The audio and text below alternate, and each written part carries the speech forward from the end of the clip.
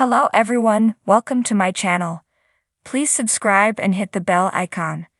Young and the Restless Early Edition Spoilers. Diane flips out on Jack Young and the Restless next week. Spoilers find Diane Jenkins flying off the handle because of Jack Abbott in the week of May 6 to 10, 2024. On Y&R, check out the latest spoilers for the CBS soap opera. Young and the Restless Early Edition Spoilers. Diane Jenkins goes off on Jack. Next week on Y&R, Diane Jenkins is furious with her husband Jack Abbott. Recently, Jack went to extreme measures to get through to Nikki Newman when she was wasted. He contacted his old dealer and popped pills, chasing it with vodka. He scared Nikki straight, but then he fell unconscious. She had to call the paramedics and thankfully, they revived him. She agreed to go to rehab, so Jack's plan worked. However, now he must face the consequences with Diane. Next week, she is livid on Young and the Restless and declares that he threw away years of sobriety for Nikki Newman. Jack is adamant that his sobriety remains intact. But Diane claps back that he could have pills on him right now, for all she knows. Essentially, she can no longer trust him, so Nikki is finally on the right path. But Jack may have caused irreversible damage to his marriage and family. In other Young and the Restless drama, Nikki Newman, Melody Thomas Scott, is in rehab thanks to Jack Abbott, Peter Bergman. Meanwhile, her husband Victor Newman, Eric Braeden, has a chat with Cole Howard, J. Eddie Peck. He asks Cole how his relationship is with Victoria Newman, Amelia Heinel. And he asks if something has changed. Indeed, it appears that Cole wants to rekindle his old flame with Vicky on Young and the Restless. And she may want the same thing even if she's not ready to admit it yet. Chances are they will give their relationship another try and give their daughter, Claire Grace Howard, Haley Aaron, the family she's always wanted.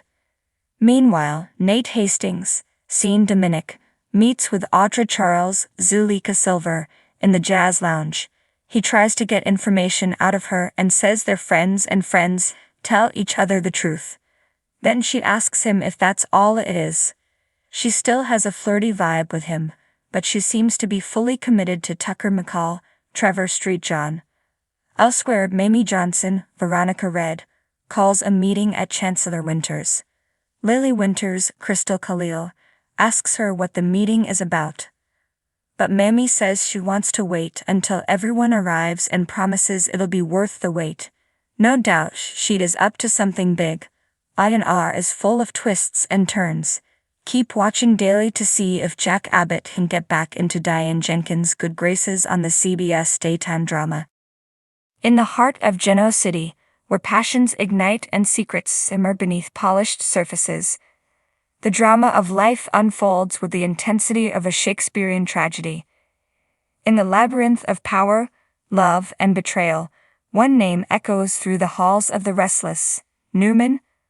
But today our focus veers from the familiar arc of Victor and Adam to a storm brewing in the shadows of the Abbott family, where Diane, a tempest of ambition and insecurity, stands poised to unleash chaos upon her ex-husband, Jack Abbott. It was a morning like any other in the affluent enclave of Genoa City. The sun cast its golden fingers across the manicured lawns of the Abbott mansion, where the air hummed with the quiet anticipation of another day in the realm of the rich and influential. But behind the facade of opulence, tension simmered, threatening to erupt like molten lava from a long-dormant volcano. Jack Abbott, son of the Abbott dynasty and CEO of Jabbott Cosmetics, sat in his study, his brow furrowed in deep concentration as he pored over the latest financial reports. The weight of responsibility hung heavy upon his shoulders, a constant reminder of the legacy he must uphold. Yet even in the midst of his duties, his thoughts wandered to a figure from his past, a woman whose presence haunted him like a ghost from a half-forgotten dream. Diane Jenkins, once the love of his life, now a specter of regret and resentment, loomed large in Jack's mind. Their tumultuous history was etched in the annals of Genoa City gossip, a tale of passion, betrayal, and shattered dreams, and though Jack had long since moved on, forging new connections and building new alliances, Diane remained a thorn in his side, a reminder of the fragility of love and the consequences of misplaced trust. As Jack's thoughts drifted back to Diane, a knock sounded at the door, interrupting his reverie. With a sigh, he rose from his desk and crossed the room, his footsteps echoing in the hushed stillness of the mansion. Opening the door, he was met with the sight of his sister, Ashley Abbott, her expression grave with concern. "Jack, we need to talk," Ashley said, her voice low and urgent. Jack's heart sank at the seriousness in his sister's tone. He knew instinctively that whatever she had to say would not bode well for him or the fragile equilibrium of their family. "What is it, Ashley? What's happened?" Jack asked, his voice tight with apprehension.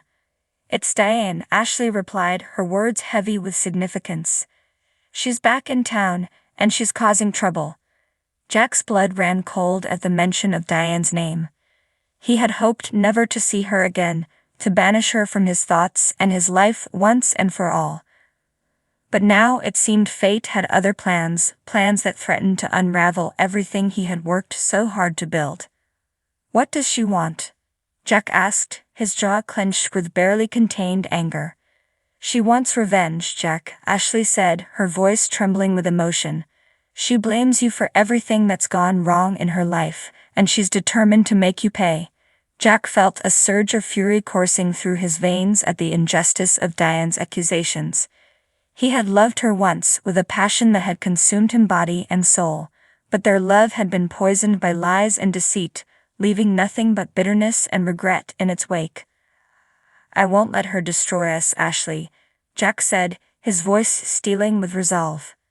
"I'll do whatever it takes to protect our family from her machinations." But even as Jack spoke the words, he knew deep down that Diane was a force to be reckoned with, a whirlwind of chaos and destruction that threatened to engulf everything in her path, and try as he might to resist her, he feared that in the end, it would be his own weaknesses that would betray him. Meanwhile, across town, Diane Jenkins stood before a mirror, her reflection a study in defiance and determination. Her eyes blazed with an intensity born of years of resentment and bitterness, her lips curled in a feral snarl of satisfaction. "Jack Abbott may think he's won, but he hasn't seen anything yet," Diane muttered to herself, her voice a low growl of menace. "I'll make him pay for what he did to me. I'll tear down everything he holds dear, brick by brick, until there's nothing left but ashes." With a flick of her wrist, Diane swept out of the room, her heels clicking sharply against the polished marble floors. She had a score to settle, and nothing and no one would stand in her way. Back at the Abbott mansion, Jack paced restlessly across the plush carpet of his study, his mind whirling with thoughts of Diane and the havoc she threatened to wreak upon his life. He knew he had to act fast, to anticipate her moves before she had a chance to strike. But even as he pondered his next move, a knock sounded at the door, followed by the sound of footsteps entering the room. Turning, Jack came face to face with the last person he expected to see, Diane Jenkins, her eyes ablaze with fury and vengeance. Well, if it isn't the man who ruined my life," Diane said, her voice dripping with venom. Jack felt a cold chill run down his spine at the sight of Diane standing before him, a living embodiment of his worst nightmares. He had hoped never to see her again, to erase her from his memories once and for all. But now it seemed fate had other plans, plans that threatened to destroy everything he held dear. "What do you want, Diane?" Jack asked, his voice tight with apprehension. "What do I want? I want justice, Jack." Diane spat, her eyes blazing with a fire that sent shivers down Jack's spine. "I want you to pay for what you did to me, for the lies and the betrayal. I want you to suffer, just like I've suffered." Jack felt a surge of anger coursing through his veins at Diane's accusations. He had never meant to hurt her, had never imagined their love would end in such bitter acrimony. But now it seemed there was no going back, no way to undo the damage that had been done. "I'm sorry, Diane." "I truly am," Jack said, his voice heavy with regret. "But whatever happened between us, it's in the past now. We need to move on, for both our sakes." But Diane would hear none of it. With a fierce determination born of years of resentment and bitterness, she launched herself at Jack, her fists raining down upon him like a hailstorm of fury.